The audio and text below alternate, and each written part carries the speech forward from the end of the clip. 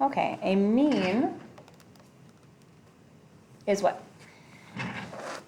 Average. The average. As in, Miss Nussbaum is mean for making me figure out an average. To figure out an average, you add up all your data points and you divide by how many data points you have. So you do a summation of all your data points. That's what this means. If we're going to write it out fancy, we would write a summation, which is that sigma of all of your x's, and you divide by n. N is usually the variable used to show us how many we have.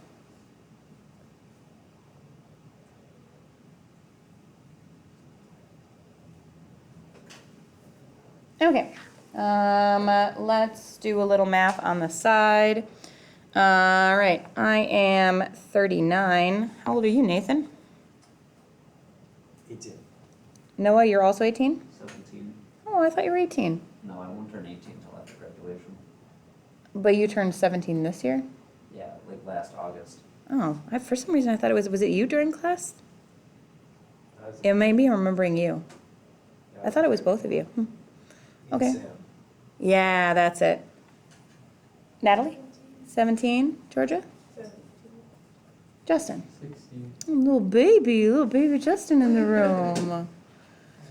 Okay, so let's find the average of all of our ages. Grab a calculator. Let's go.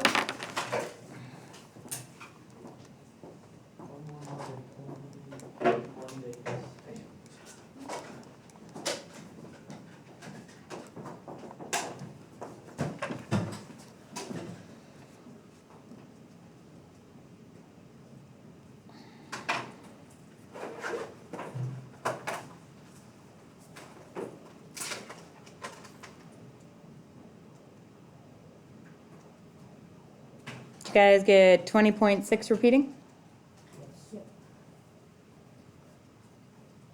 Notice that I am using this symbol.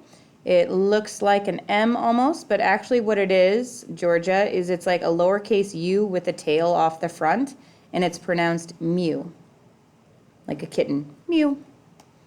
And that is denoted for population mean.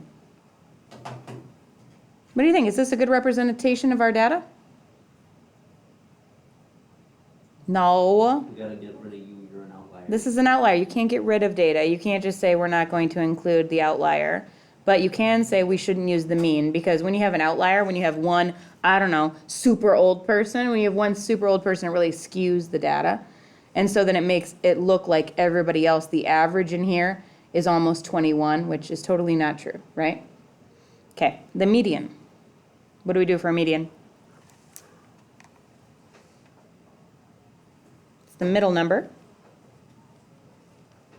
which means you have to put them in order.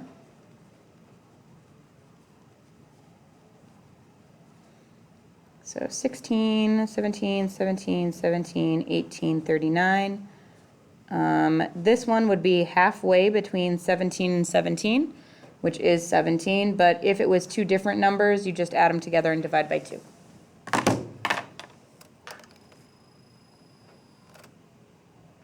How about a mode?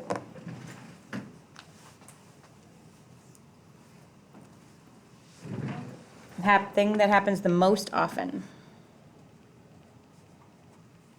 In this case, 17 happens the most often. I'd say a median or a mode would be a lot better than a mean for this data set. An outlier is a data point that is very different from the rest.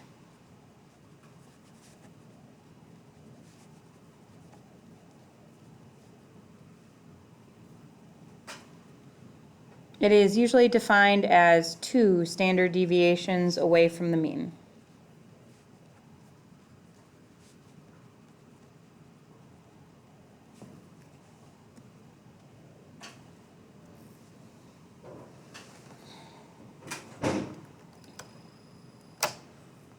Finding a weighted mean means that we're finding an average, but you think things have various weights. Okay, and then it has an explanation of how to do it. So let's say you've got test scores, and 50% of your score in the class will be test scores.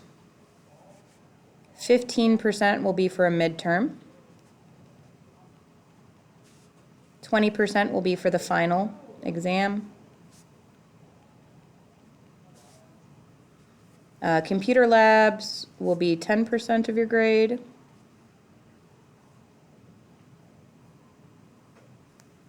Homework is 5%.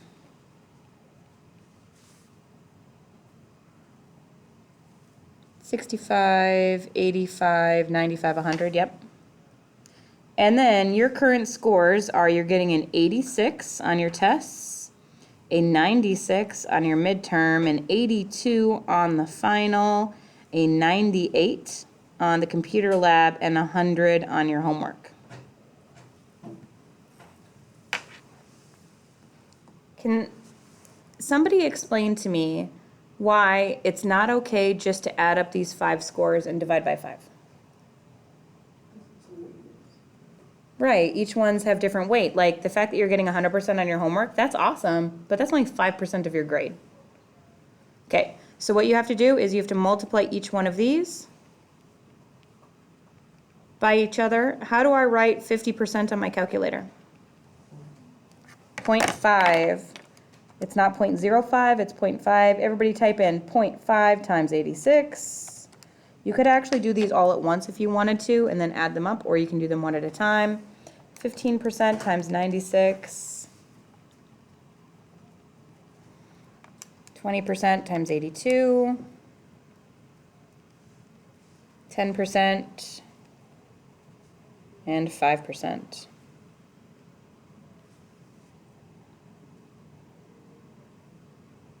And shame on you if you typed in what is 5% of 100%. It's 5. Then you add them all up, it's a summation. So 43 plus 14.4 plus 16.4 plus 9.8 plus 5 is 88.6. Something that is going to serve you well on the AP test and generally in this class. Mostly in this class, you'll be doing story problems, right? Like real life problems. So you always have to make sure your answer makes sense. So look at this person. Imagine this is you. You got an 86% average, you're in college. You got an 86% average on your test, 96% average on your midterm, your final was an 82, your labs are a 98, your homework is 100. Does it make sense that you'd get a B plus in the class? I'd say yes. In fact, it's right on. Tell me a stupid answer. 40% would be a really stupid answer because none of your grades are worse than an 82, right? Would be a really stupid answer. Negative 10. What's stupider than negative 10? A million %, okay? Like, don't just type things in your calculator and write whatever it says. Stop and think that the answer you're getting is reasonable. And not just reasonable as in a 40% doesn't make sense, but that a negative score doesn't make sense, and a million doesn't make sense. Because, so especially with percentages, it's easy to forget decimals. So I can very much imagine somebody writing 8,860.